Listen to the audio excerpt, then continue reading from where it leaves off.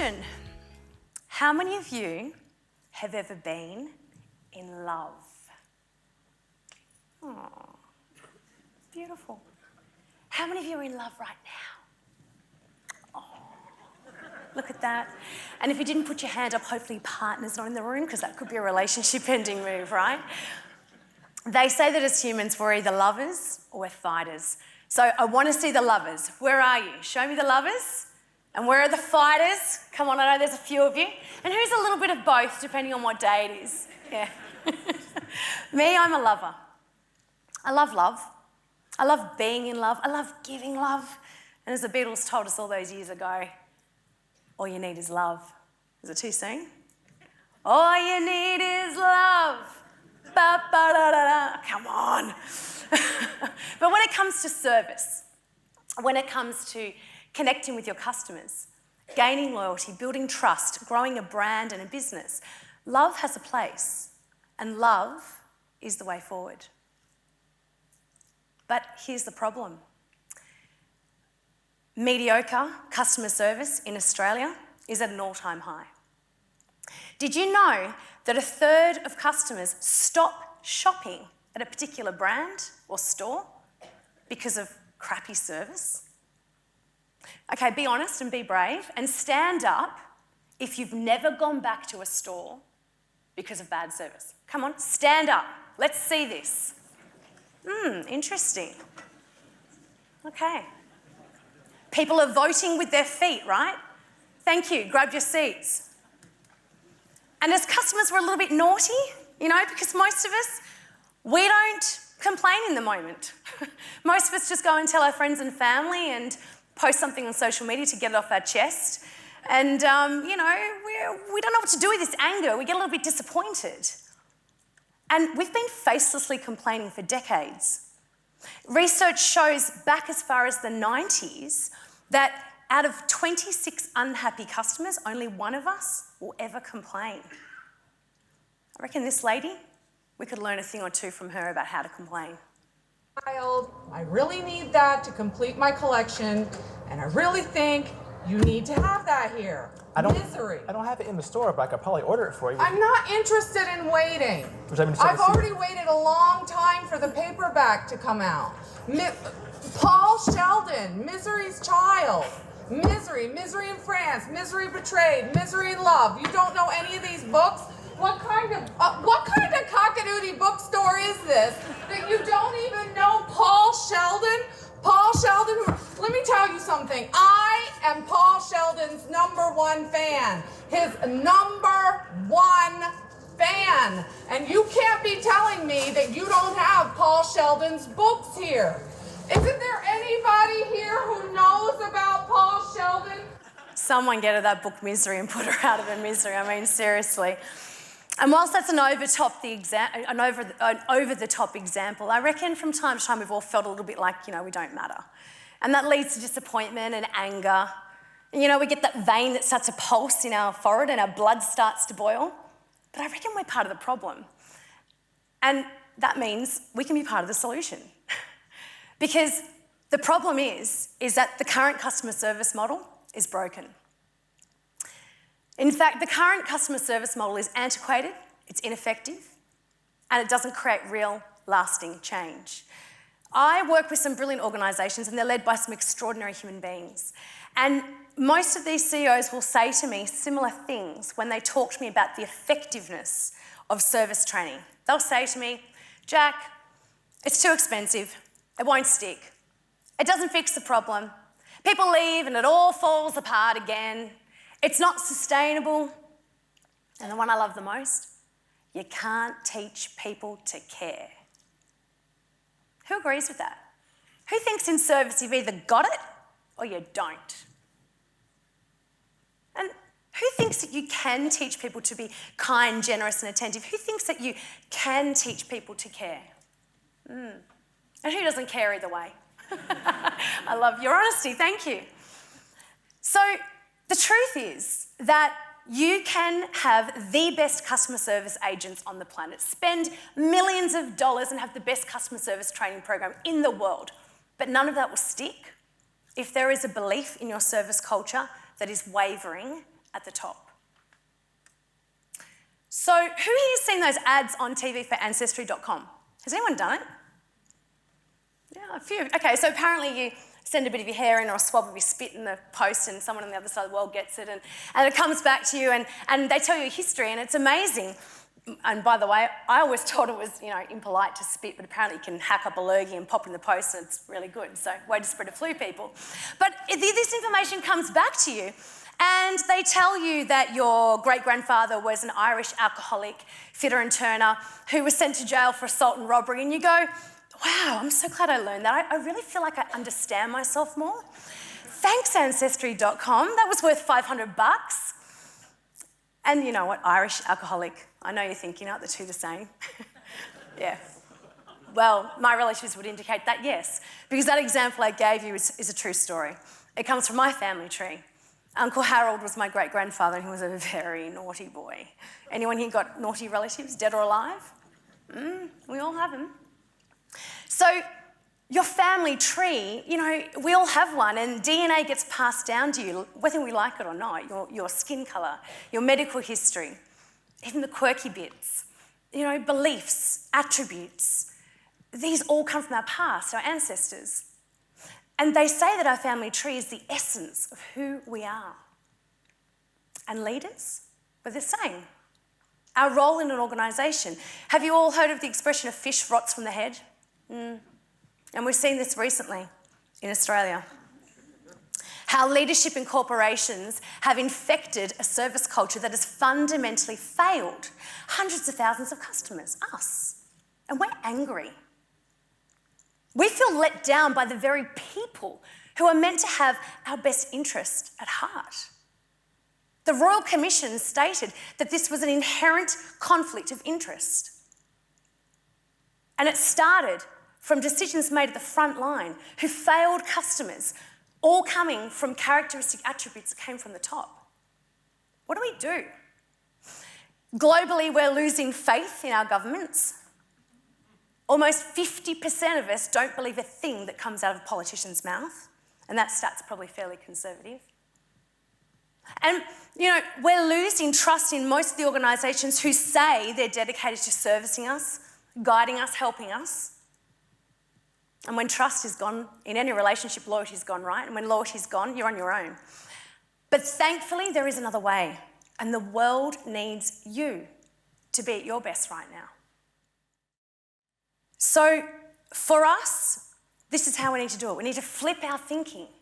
We need to approach service with a whole new perspective. We need to breathe life into our service cultures. And we can do that by being great leaders, the DNA that leads through an organisation's culture.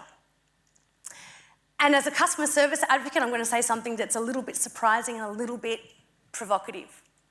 But it's true, so here it is. Customer service training is a waste of money. Because training in isolation never creates change. There is no quick fix. Approaching the service culture is more about a sequence and a methodology that creates the stickiest results. And it starts by creating a service mindset in your leaders first. That's where the magic really happens. And there's some cool examples of this in our own backyard.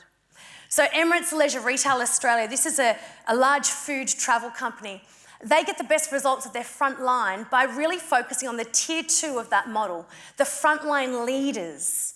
They know that these leaders might not have direct contact with their customers every day, but they certainly have daily direct contact with their employees every day, and that counts for everything. The name of their program is called Every Moment.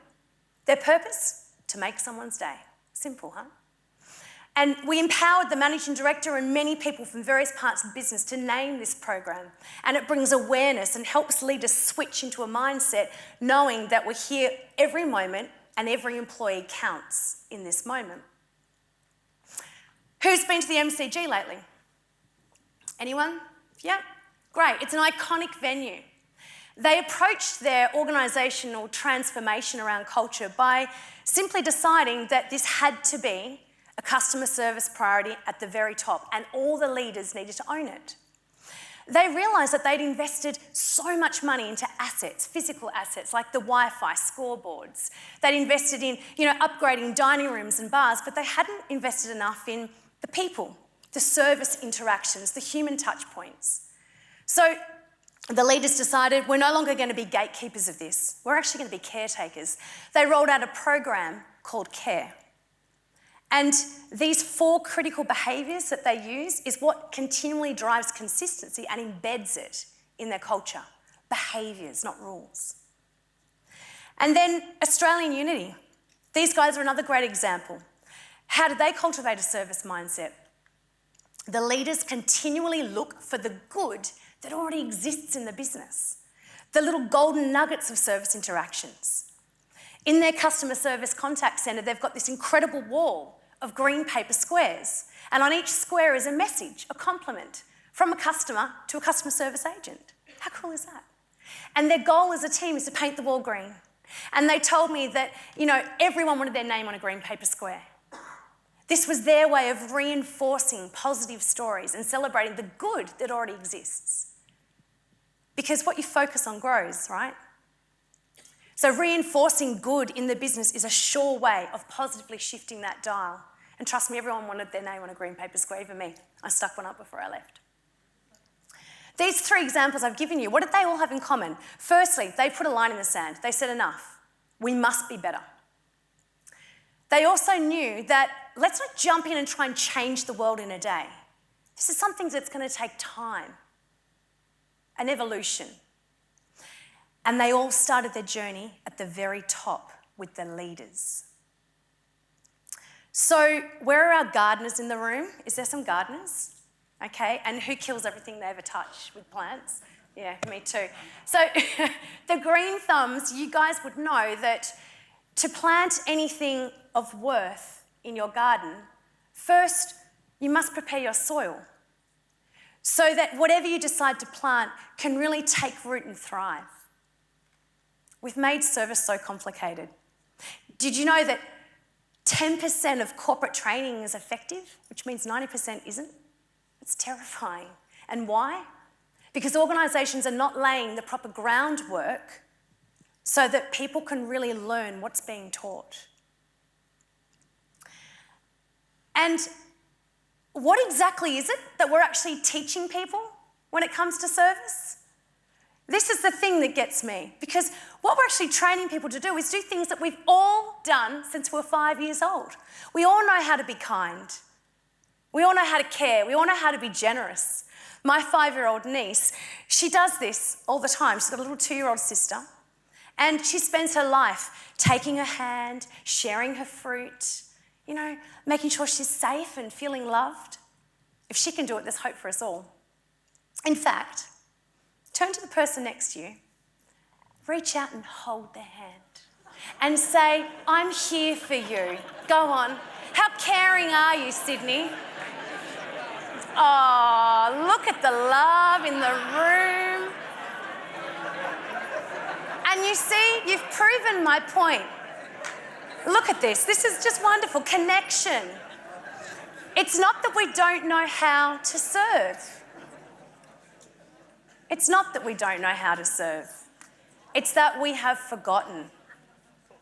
We've forgotten. Us clever adults, we apply so much logic. We've been conditioned to systems, processes, procedures. We're so damn efficient in our roles that we're overthinking our approach to service. And we're actually losing the very qualities that make us uniquely human. You know those qualities, those subtle, meaningful moments, those jaw-droppingly beautiful moments that only a human can deliver. Like my girlfriend who rang me last night, and she told me that she went to a hotel to park her car in the city. She hasn't been there for 12 months, and the concierge remembered her name. She said, it blew me away. And she's smoking hot, but he still remembered her name. And it was like, that's something only someone could remember if they cared, if they paid attention. And it's little, but it has a big impact. We have to stop training people to serve. Your job as leaders is to tap in people's source, the essence, their DNA, and look inside them and remind them of what's already in them. Like the Wizard of Oz told Dorothy, everything you are looking for is already inside you. So it's time to wake up. Shake this thing up. And I think that the best news for all of you is that it needs to start with you. Flip your training efforts and start with your senior leaders, and then watch the DNA spread through your culture. And if there was ever a man who we could learn from, someone who knows what it means to be in service, meet this guy. His name's Philip. He was called up in 1968 to serve in Vietnam. He was part of the 161 reconnaissance flight, and he was a gunner. I don't mean he was going to fight in the war, he actually did.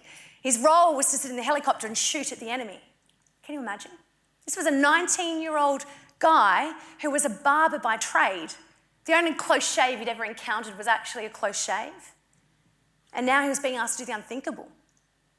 But he, like many others back then, accepted the call of duty, and he saved many lives. Does anyone remember how our soldiers were called up back then? Yeah, conscription. So your birth date was randomly pulled from a ballot, and bingo, you're off to war. Now, birth date's something we all normally celebrate, right? Who's had one in the last 12 months? But this time, his birth date worked against him, and fate threw him into one of the worst experiences that any human should ever have to face. Just think about it. You're going about your day today, and you're told that you have to leave your family, your friends, the safety of this environment, and your job now is no longer to follow your own dreams. Your job now is to serve your country. And Philip, to many, is a hero. And like many, he suffered from post-traumatic stress disorder. It changed his life incredibly. He couldn't hold down a job anymore. His marriage broke down. And for many years, he was half the man that he once was. And I know Philip's story intimately because Philip is my dad. But on the upside, and there is always an upside, this experience showed my dad the importance of real service. It gave him a deep sense of purpose and pride. Selflessly giving your time, your energy, your life for someone else for the greater good. And I'm so glad because Dad passed that love of service on to me. This is, in my work, in my opinion, the heart and soul of all success. It's the ability to not only deliver exceptional service, but to love delivering that service. Because I believe service isn't something you do when you put a uniform on, or you walk into a meeting room, or you stand in front of a brilliant, good-looking audience like you. Service is a mindset. It's a habit that you hone. In fact, it's more than that. Service is a whole way of life. And service is an honour. It's a privilege. Dad taught me that. He also showed me that in order for you to change your world, first, you change yourself. And despite his suffering, he demanded that my brothers and I be fully engaged in whatever we're doing and to develop a focus on helping make things better for others, which in turn makes things better for us, right? For many years, we didn't have a dad. We had a drill sergeant. And trust me, we always had the best polished shoes at school. For most Sunday nights, my brothers and I would line up in the lounge room on newspaper. We'd stand there with a school shoe in one hand and polish in the other. And none of this application tube stuff that you wipe on and it dries in a few seconds. No. We had to learn and practice. First dubbing, then polish, and then give it a good brush all over to really bring out the shine. Hands up if you polished your shoes in the last week. Oh, bravo. Hands up if you've never polished your shoes. No, because we don't live in the 1800s. But he believed that big wins begin with small disciplines. And the way you present yourself to the world determines your results. And to this day, I continue this tradition. This process became a way of life, and it's something now we encourage teams to embrace. If we're to deliver exceptional service, we have to prepare ourselves. We have to practice the little things. We have to look the part to feel the part. We have to polish our shoes first. Because in its simplest form, first impressions count. And look, our home regiment didn't stop there. Can I ask, when you were little, how did your parents wake you up in the morning? Maybe stand at your bedroom door and say, "Sweetheart, wakey, wakey, time to go to school." Oh, we weren't so lucky. My brothers and I, most mornings, would get woken up to this. We'd have to get up, get dressed, pack our school bags, and march our way to the kitchen ready for breakfast. And I know that sounds mental and looks even more mental, but this was Dad's way of motivating us, triggering us, and reminding us that service is more than a mindset. It's a practice. And we don't need to get all altruistic, yogi, we don't need to get all, let's hold our hands and be namaste about service. It actually doesn't even need to be upbeat and happy. This is the myth about service. Because service is an exchange of energy. Last week I was in a supermarket, it was late, I'd had a long day. There was a young girl there, no older than 16, behind the counter. She saw my face, she saw my body language. She was perceptive enough to know that I did not want to be there. And she looked me straight in the eye and she said to me, "You don't want to be here, do you?" And I said, "Well, I'll just say how it is." And I said, "Is that obvious?" And she said, "Yeah, let's see what I can do." And in that moment, she just started scanning the items, beep, beep, beep, like she was in training for the scanning Olympics or something. And I was like, oh my God. And I just went, you know what, respect. Respect. Because in that moment, as the customer, she saw me. She met me where I was at. There was no fake greeting. There was no fake small talk. It was just real, authentic, human-to-human connection. And she moved me in a more positive direction and she raised my spirit a little, all because she read my energy. The magic formula in service is adjusting your cadence and your care. And I know this because there was an elderly lady in front of me before that girl served me who was, late 80s, hard of hearing, 5'1".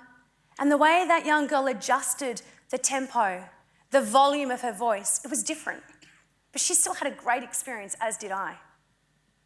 So when your employees can mirror the behaviours of a customer, magic can happen and positive lasting impacts can take place. What we're talking about here is mirror neurons.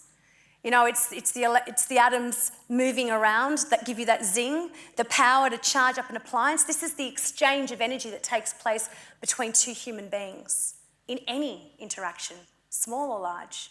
1 minute, 10 seconds. So we affect more than we can possibly know as leaders. And I think back to my time at Wembley, however big your challenge might be as you sit here today. What we're looking for are teams that can read a room, read a situation, dial things up and dial them down, depending on if they're serving a Duke and Duchess that's there to, watch a concert, or a dad who's there to just, watch a game of footy with his kid. This is a simple but profound approach. Same at the Australian Open, a 9,000 strong workforce.